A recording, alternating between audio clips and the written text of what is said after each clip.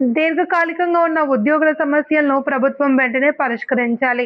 ఉద్యోగుల దీర్ఘకాల సమస్యల పరిష్కారానికి రాష్ట్ర జేఏసీ ఇచ్చిన పిలుపు మేరకు డాక్టర్ బిఆర్ అంబేద్కర్ కోనసీమ జిల్లా జేఏసీ ప్రతినిధులంతా ఏకమై రామచంద్రపురం పట్టణంలోని స్థానిక శాసనసభ్యులు కార్మిక శాఖ మంత్రి సుభాష్ క్యాంప్ కార్యాలయానికి మెమరాండం అందించేందుకు వెళ్లగా మంత్రి వాసంశెట్టి సుభాష్ అందుబాటులో లేని కారణంగా డాక్టర్ బిఆర్ అంబేద్కర్ కోనసీమ జిల్లా జాయింట్ యాక్షన్ కమిటీ ఉద్యోగ ఉపాధ్యాయ కార్మిక పెన్షనర్లు జాయింట్ యాక్షన్ కమిటీ మంత్రి తండ్రి సత్యం వాసంశెట్టి ఫౌండేషన్ చైర్మన్ వాసంశెట్టి సత్యాన్ని మర్యాదపూర్వకంగా కలిసి మెమరాండం అందించడం జరిగింది.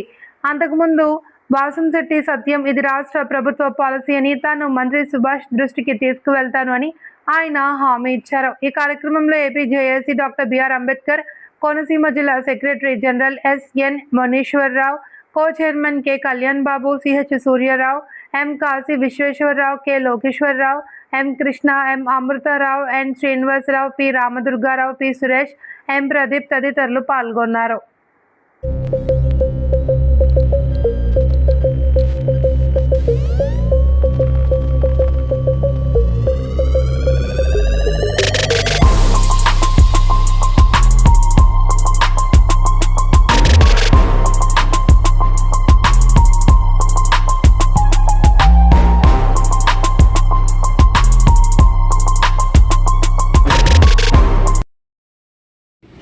జిల్లా కమిటీ తరఫున అక్కడ పెద్దలు ప్రెసిడెంట్ సెక్రటరీలు అలాగే లోకల్ రామచంద్రపురం నియోజకవర్గానికి సంబంధించి ఇక్కడ లోకల్ జేఏసీ నాయకులు అందరూ వచ్చి వారి సమస్యలపై రిప్రజెంటేషన్ ఇవ్వడం జరిగింది. ఇది మంత్రి గారికి అందజేయమంటే వారు కోరటం జరిగింది.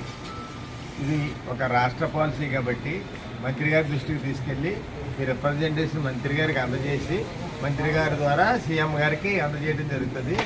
మంత్రి గారు మరియు సంబంధిత మినిస్టర్ గారికి కూడా అందజేయడం జరుగుతుంది. దీని మీద అక్కడ ప్రభుత్వంలో నిర్ణయాలు తీసుకోవాల్సిన ఇది కాబట్టి రేపు 8వ తారీఖుని క్యాబినెట్ మీటింగ్ ఉంది. ఆ మీటింగ్లో మినిస్టర్ గారు అక్కడ అందజేసి మీ సమస్యల మీద అక్కడ తెలియజేయడం జరుగుతుంది. అది నిర్ణయం తీసుకోవాలంటే అది ప్రభుత్వమే నిర్ణయం తీసుకోవాలి. అది ఇక్కడ మనం లోకల్గా చేయగలిగేది కాదు. మంత్రి గారు అయితే అక్కడ తెలియబడతారు. రాష్ట్ర నాయకత్వం ఇచ్చిన పిలుపు మేరకు మరి ఈరోజు మన మంత్రివర్యులు వాసంశెట్టి సుభాష్ గారిని కలవడానికి రావడం జరిగింది.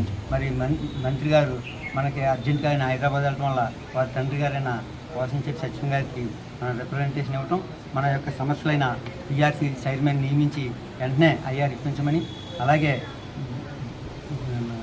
డిఎల్ 4 డిఏలు బాకీ ఉన్నాయి, ఆ డిఎల్ని రిలీజ్ చేయాలని, అలాగే ఐఆర్ ఇప్పించాలని, అలాగే ఎవరైతే కోవిడ్ టైంలో చచ్చిపోయారో 935 పోస్టులు అవి కూడా వెంటనే ఇప్పించాలని, అలాగే ఉపాధ్యాయుల్ని నెట్ నుంచి మినహాయించాలని, అలాగే కాంట్రాక్ట్ అవుట్సోర్సింగ్కి పనిచేస్తున్న ఉద్యోగులందరికీ కూడా ప్రభుత్వ పథకాలు వర్తింపజేసేలాగా చాలా చిన్న జీతాలు వాళ్ళందరికీ కూడా ప్రభుత్వ పథకాలకి అర్హులుగా చేయాలని ఈ సందర్భం కోరుతా ఉన్నాం. ప్రభుత్వం కానీ మళ్ళీ వీటి మీద రివ్యూ చేసుకుని మన యొక్క సమస్యను సానుభూతితో మరి ప్రభుత్వం అయితే ఇంతవరకు మనకి జీతాలు నెక్స్ట్ ఈ ఏదైతే కొన్ని బకాయిలు ఉన్నాయి ఆ బకాయిలు ఒక 11,000 మంది సిపిఎస్ నుంచి ఓపీఎస్ చేయటం తప్ప ఇంతవరకు ప్రభుత్వం చేయలేదు. ప్రభుత్వానికి మనం గడువు ఇవ్వాలనే ఉద్దేశంతో ఇంతవరకు చాలా సహకరిస్తూ వచ్చాం.